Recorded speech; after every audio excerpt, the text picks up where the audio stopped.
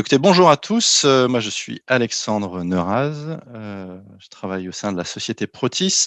Très rapidement, Protis, pour ceux qui ne connaîtraient pas, nous sommes un éditeur de logiciels, opérateur de référence dans tout ce qui est démarche à proximité des réseaux. On est notamment connu au travers de la solution protis.fr, qui permet de gérer la réglementation amiante, les fameuses DT et DICT. Et donc, on travaille depuis plus de 10 ans avec de nombreux maîtres d'ouvrage, entreprises de travaux, exploitants de réseaux, collectivités locales. Et avec l'arrivée de la loi El Khomri en 2016, on s'est intéressé justement à ces nouveaux enjeux pour ces différentes parties prenantes autour de la problématique amiante. Et donc, on a développé une nouvelle gamme de services, solution Diamatis, qui permet justement à ces acteurs d'instruire le risque amiante.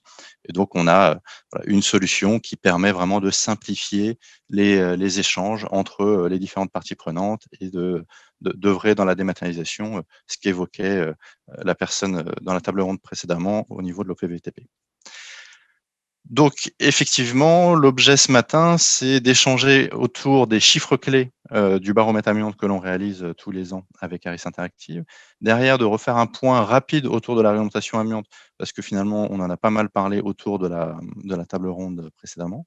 Et derrière, pour conclure, voir quelles sont les incidences en termes de responsabilité pour principalement les maîtres d'ouvrage, les opérateurs de repérage et les gestionnaires de voirie.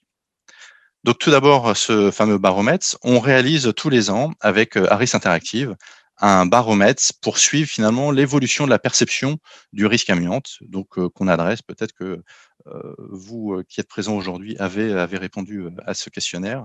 Donc on l'adresse aux professionnels des TP, donc maîtres d'ouvrage, opérateurs d'opérage, entreprises de travaux, gestionnaires de voirie et exploitants de réseau.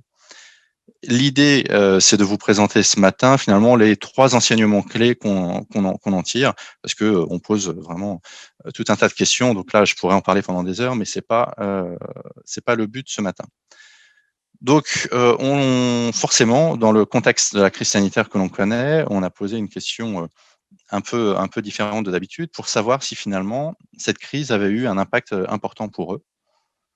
Et bien légitimement, ils sont 73% à dire que ça a eu un impact par rapport à leur niveau d'activité, ça on pouvait s'en douter, mais ça a également eu un impact fort dans leur process de travail, puisque 71% disent que ça a eu un impact. Et effectivement, quand nous, on a échangé avec, par exemple, de nombreux QSE au sein de maîtrise d'ouvrage ou au sein d'entreprises de travaux, eh ben, ils ont été mobilisés sur ces sujets pour, par exemple, mettre en place le guide réalisé par l'OPPVTP sur le guide du risque Covid. Donc, il y a eu un très fort impact. Et derrière, ça a eu une incidence sur finalement la mise en place des processus liés à l'amiante. C'est-à-dire qu'il y a eu comme une sorte de pause où un risque en a éclipsé un autre. Et là, on voit une vraie rupture par rapport aux sondages qu'on pouvait réaliser les années précédentes, où on voyait vraiment année après année une appropriation de cette réglementation.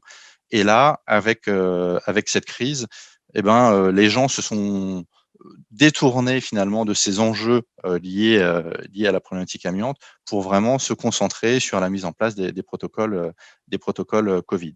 Ce qui fait que voilà, on n'a que 32% des répondants qui disent avoir mis un processus en place et une explosion de répondants qui souhaitent finalement s'appuyer sur des prestataires externes pour établir ces fameux processus parce que leur direction métier, leur direction QSE ont été mobilisés sur d'autres sujets avec la mise en place des protocoles Covid.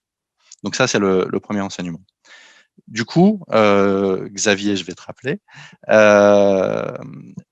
on souhaitait faire un petit sondage avec vous. Alors, on en a parlé précédemment, mais de savoir, voilà, dans les personnes qui sont là, Xavier, tu disais, je crois qu'il y avait un peu plus de 80 personnes ce matin, de On est savoir parmi vous. 86 là, hein, en direct. Super. Donc de savoir, voilà, aujourd'hui, est-ce que vous avez pris, vous, connaissance de cette norme?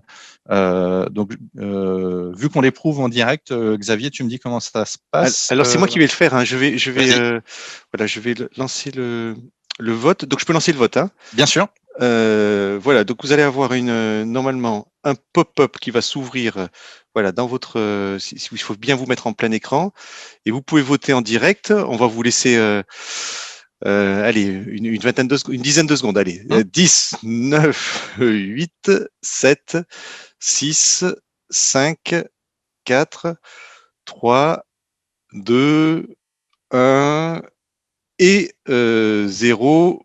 Voilà, on laisse encore aller 2-3 secondes. Là, je sens que ça vote. Vous ne le voyez pas d'ailleurs, vous voyez rien qui se Non, passe, hein? non, on voit rien. Voilà. Allez, si vous avez fini, je mets fin au vote et je partage les résultats. Donc vous allez voir les résultats qui vont s'afficher devant nous. Voilà. Tu peux les Donc, commenter peut-être. ouais, bien sûr. Donc, 45% de personnes qui sont au courant et qui suivent de près le sujet. Et à l'inverse, on va dire 25% qui disent je ne suis presque pas informé ou je ne suis pas du tout au courant. Ben, écoutez, vous êtes un peu mieux que par rapport au sondage global que nous on avait réalisé, parce que sur cette dernière édition, on avait 41% des gens qui étaient au courant et qui suivaient de près, et à l'inverse 39% qui n'étaient pas du tout informés. Ce qui montre que finalement, il y a un peu, il y a un des intervenants précédemment qui en parlait, hein, il y a un peu deux vitesses dans cette appropriation. Il y a ceux qui ont pris un peu le train en marche là, au cours de ces 2-3 dernières années, où il y a eu pas mal d'actions de communication, de sensibilisation, et puis certains qui pour l'instant ne se sont pas appropriés les sujets. Donc, je rappelle que cette norme est sortie en octobre 2020, et on aura l'occasion d'y revenir après. Voilà, donc Alors, tu peux avancer. ouais, c'est ce que j'essaie de faire. Voilà, super. Donc, premier enseignement, donc l'impact Covid. Deuxième enseignement, finalement, une mise en pause du coup des processus, et on va le voir. Alors, déjà, je le disais tout à l'heure, il y a un peu une notion de un risque en éclipse un autre. Et là, on a été assez surpris des résultats. La question, c'était comment évaluez-vous les risques pour les professionnels impliqués dans les travaux selon le type de substance à risque. Donc, on avait l'amiante, la silice. Là, j'ai fait un focus sur l'amiante. Et on voit qu'il y a 30% des professionnels qui jugent l'amiante comme un risque faible. Alors, quand on écoute ce qui a été dit à la table ronde précédemment et que finalement, il y a 3000 nouvelles pathologies par an, bon, on se dit que c'est pas un risque faible. Et ce chiffre de 30%, a augmenté cette année. Les années précédentes, c'était plutôt un chiffre qui avait tendance à baisser, où les gens répondaient que c'était un risque assez fort ou fort. Et là, cette année, le risque a baissé. Et l'interprétation qu'on en a fait en échangeant avec Harris Interactive, c'est ça, c'est que finalement, les professionnels se sont vraiment focalisés sur la Covid et ont peut-être un peu mis en retrait le risque lié à l'amiante. Ça, c'est la première interprétation. Et la deuxième interprétation, c'est quand on échange aussi au quotidien avec un certain nombre de professionnels, notamment sur les travaux en voirie. Eh ben, un certain nombre d'acteurs disent en off, disent bon, finalement, est-ce qu'on n'en fait pas un peu trop? Parce que autant dans la partie bâtiment, on est dans des milieux confinés, donc voilà, il y a vraiment, ils pensent qu'il y a vraiment des risques d'exposition, et ils s'interrogent sur la pertinence de ce risque quand on est dans un milieu finalement sur voirie, où on n'est pas dans un milieu fermé, contraint. Et du coup, vu qu'il y a un certain nombre d'acteurs qui jugent ce risque assez faible, à la fin du jour, opérationnellement, quand on leur demande est-ce que vous appliquez la réglementation concernant les travaux en voirie, eh ben, on voit que seuls 17% des professionnels estiment appliquer cette réglementation dans 100% des cas. Et ils étaient 16% l'an dernier. Donc il y a vraiment un plateau. On s'attendait à ce qu'avec la sortie de la norme, avec la sortie de tout ce qui a été fait en termes aussi de sensibilisation, de communication, il y a un vrai décollage. Or là, on sent que ça va prendre du temps. Il va falloir vraiment accompagner les différents professionnels pour s'approprier cette réglementation, mettre en place les processus adéquats. Et derrière, vu que ce matin, on est sur un focus pour les donneurs d'ordre, on avait posé, nous, une question. En tant que maître d'ouvrage, réalisez-vous des repérages amiante-travaux lorsque la réglementation l'exige? Et on voit que finalement, à peine plus de la moitié réalise des repérages dans 100% des cas.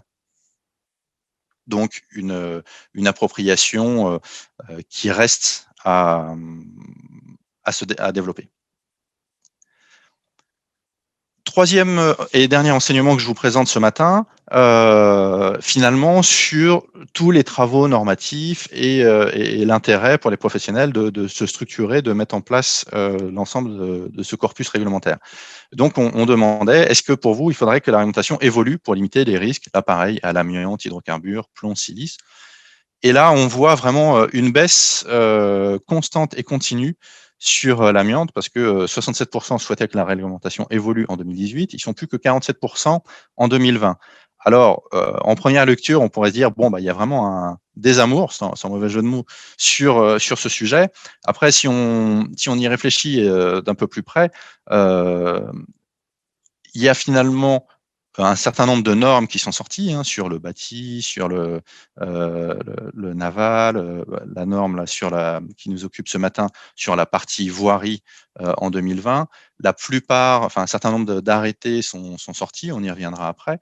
Donc, les professionnels disent finalement, ça y est, la plupart du corpus réglementaire est sorti. Donc maintenant, laissez-nous le temps de s'approprier l'ensemble de ces éléments, de mettre en place ces nouvelles procédures, de les expérimenter avant de faire évoluer cette réglementation. Donc voilà concernant le baromètre et les principaux enseignements. Pour ceux que ça intéresse, bien évidemment, on pourra échanger en marge de ce webinaire, parce qu'on a largement plus de chiffres à partager. Mais là, en 15 minutes, c'est compliqué d'aller beaucoup plus loin sur cette partie-là. Deuxième partie, sur les travaux normatifs. Alors, je vais peut-être aller un peu plus vite qu'initialement prévu, parce qu'il y a pas mal de choses qui ont déjà été dites en table d'introduction. Ça a été dit, tout vient de la loi El Khomri de 2016 et du décret de 2017 qui a défini les 6 domaines d'application. Aujourd'hui, ce qui nous intéresse, donc on focalise sur ce qu'on appelait le domaine d'activité 2, qui était sur tout ce qui est voirie, canalisation et ouvrage de génie civil. Donc pendant 2 ans, il y a eu des travaux de normalisation, travaux au sein duquel Protis a participé. Et à l'issue de ces 2 ans de travaux, est sortie la norme en octobre de l'année dernière. En parallèle, un autre arrêté important à avoir à l'esprit, c'est l'arrêté dit laboratoire, qui est sorti en octobre 2019, qui a défini les portées d'accréditation COFRAC. Si je dois un peu vulgariser, simplifier, c'est de dire qu'on ne va pas analyser, par exemple, de la même façon un matériau issu de roches de voirie qu'un échantillon de colle dans du bâtiment. Donc, une fois que la norme est sortie, du coup, voilà, les professionnels doivent se l'approprier. Quelles sont les prochaines échéances? Ça a été évoqué tout à l'heure, il y avait une question sur le fameux arrêté, on appelle ça l'arrêté compétence ou l'arrêté à destination des opérateurs de repérage. Donc, la DGT nous a informé que, selon toute vraisemblance, elle souhaite faire sortir cet arrêté au courant de cet été, là, de l'été 2021. Donc, a priori, elle annonçait le mois de juillet. L'objectif de cet arrêté est de définir les compétences qui seront attendues par les opérateurs de repérage pour réaliser ces fameux repérages sur voirie.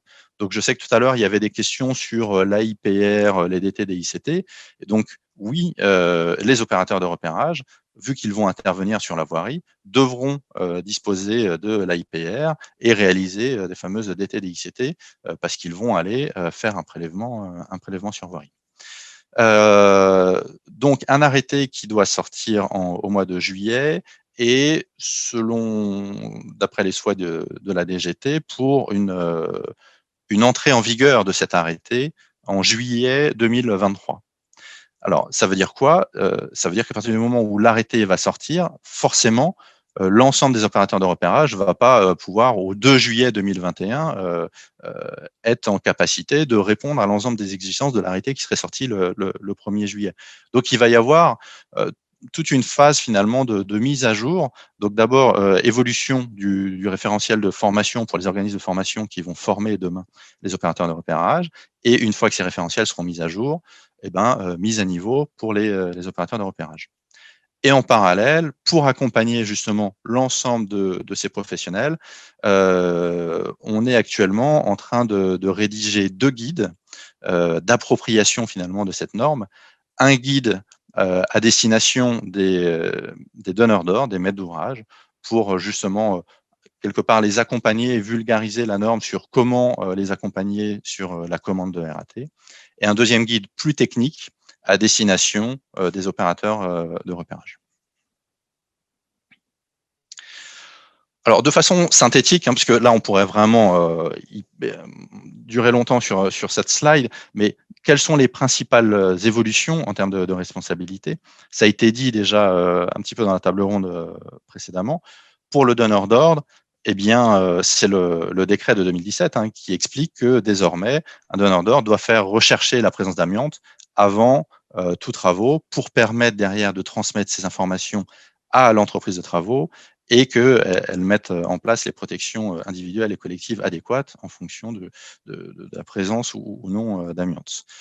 Pour les opérateurs de repérage, également de grosses évolutions, puisque avec la sortie de cette norme, on va plus être sur des notions simplement de points de prélèvement, mais de définir vraiment des stratégies d'échantillonnage et à la fin de définir des zones homogènes pour assurer la pertinence du résultat. Et donc, c'est un grand changement par rapport à avant, on va dire, quand on était encore sous le guide IDRIM, où avant, ça n'était qu'un seul point de prélèvement qui était remonté par l'opérateur d'opérage. Désormais, ça sera vraiment une zone.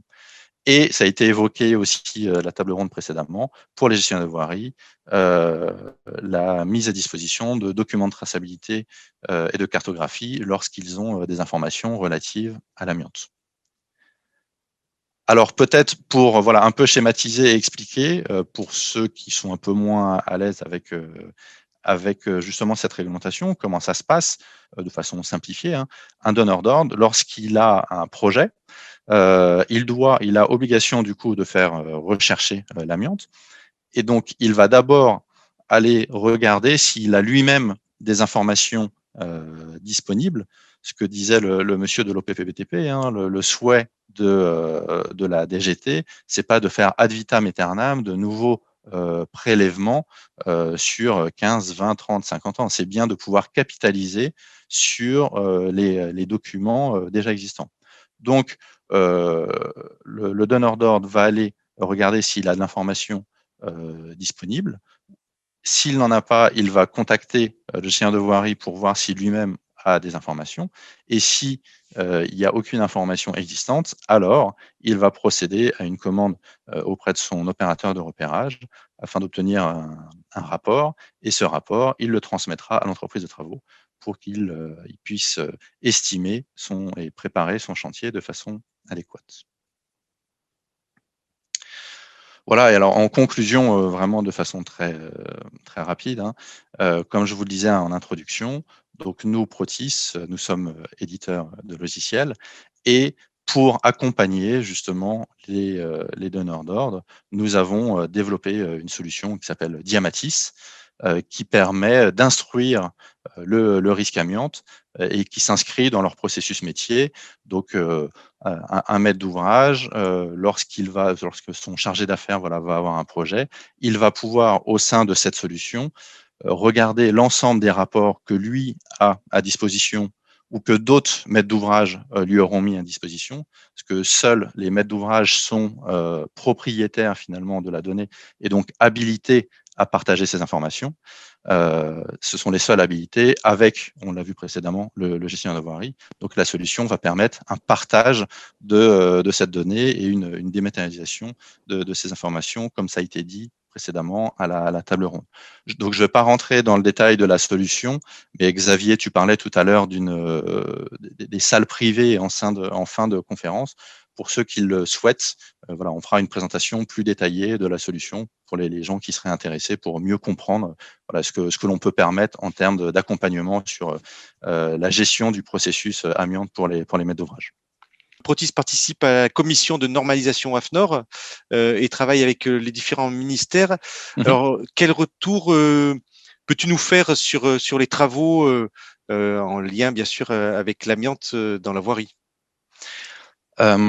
Déjà, ce qu'il faut comprendre, c'est que ces travaux normatifs, hein, en France, on est sur le principe du consensus. Donc, l'objectif, c'est qu'au sein de ces travaux, il y a l'ensemble des parties prenantes qui sont représentées. Alors, je ne vais pas les lister, hein, parce ils sont nombreux, mais il y a justement des représentants, d'entreprises de travaux, de maîtres d'ouvrage, de gestionnaires de voirie, des pouvoirs publics, j'en passe et des meilleurs, opérateurs d'opérage, laboratoires. Et donc, derrière, il faut trouver un consensus pour écrire cette fameuse norme. Donc, on va dire que les sujets qui ont vraiment fait débat, d'abord, ça a été la notion d'amiante environnementale et de se dire, est-ce que on ne va aller faire des repérages que sur l'amiante industrielle ou également l'amiante environnementale? Et là, la DGT a été très claire et elle l'a rappelé d'ailleurs à de nombreuses reprises ou dans l'arrêté que j'évoquais tout à l'heure d'octobre 2019, c'est bien les 6 variétés d'amiante qui s'appliquent. Et donc, à partir du moment où on a dit ça, ça a beaucoup d'impact. Déjà, l'obsolescence du guide eDream, qui ne prenait pas forcément en considération l'amiante environnementale, le fait que derrière, ça veut dire qu'il faut aller rechercher aussi sur les trottoirs, le fait que par défaut, l'âge d'une voirie seule, sans un document de traçabilité qui accompagne, n'est plus un élément suffisant pour dire c'est exempt ou ça contient de l'amiante. Donc, sur la base de ce postulat, il a fallu, dans les travaux normatifs, qu'on réfléchisse à comment adapter les processus métiers et aussi comment définir ces fameux pas de prélèvement pour définir les zones homogènes pour les opérateurs de repérage. Et dernier point, dans ces travaux normatifs, et ça a été dit encore une fois en table ronde d'introduction, avoir une logique itérative, mais d'amélioration continue, donc de capitaliser sur l'existant. Et c'est pour ça que on a inscrit au sein de cette norme le fait de pouvoir utiliser des documents de cartographie, donc des rapports réalisés déjà par des maîtres d'ouvrage précédemment, ou ça a été dit des dossiers d'ouvrage exécutés. Enfin voilà, tout élément qui permettrait de capitaliser finalement la voirie, parce que là on est sur la voirie, mais ou un ouvrage, hein, on parle aussi de canalisation, d'ouvrage d'art, pour éviter d'avoir à refaire des repérages ad vitam aeternam. Et donc, en termes, quand on regarde les acteurs, finalement, quelles sont les conséquences qu'on peut imaginer pour eux? La conséquence principale, c'est qu'ils doivent du coup mettre à jour, ou définir un nouveau processus métier. Si je prends l'exemple d'un maître d'ouvrage, hein, il a un projet, donc il a un chargé d'affaires en général, voilà, qui a un projet.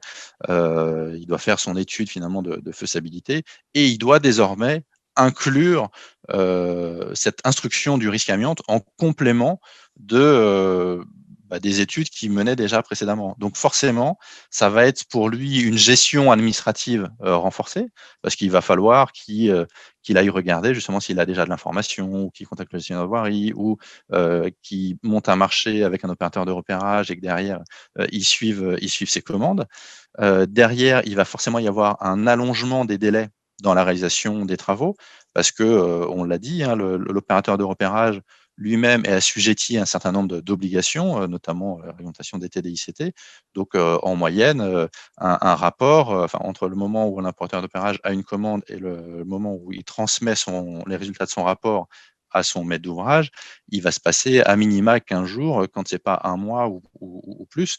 Donc, pour le maître d'ouvrage, c'est un impact non neutre. Et si d'aventure le chantier venait à être amianté, là, il va y avoir des impacts beaucoup plus lourds parce que il va falloir définir les procédures. Est-ce qu'on se met en SS4 ou SS3? Et là, les délais sont généralement plus longs. Et du coup, forcément, la troisième incidence, la troisième conséquence, ça va être un allongement, enfin une augmentation plus exactement, des coûts, que ce soit des coûts directs ou indirects. Les coûts parce que c'est du temps homme complémentaire, c'est le coût de commande d'un rapport. Et si on est sur un chantier amianté, en général, les coûts en SS4, SS3 sont plus élevés, et derrière, il va y avoir tout l'aspect de mise en installation de stockage des déchets amiantés issus du chantier.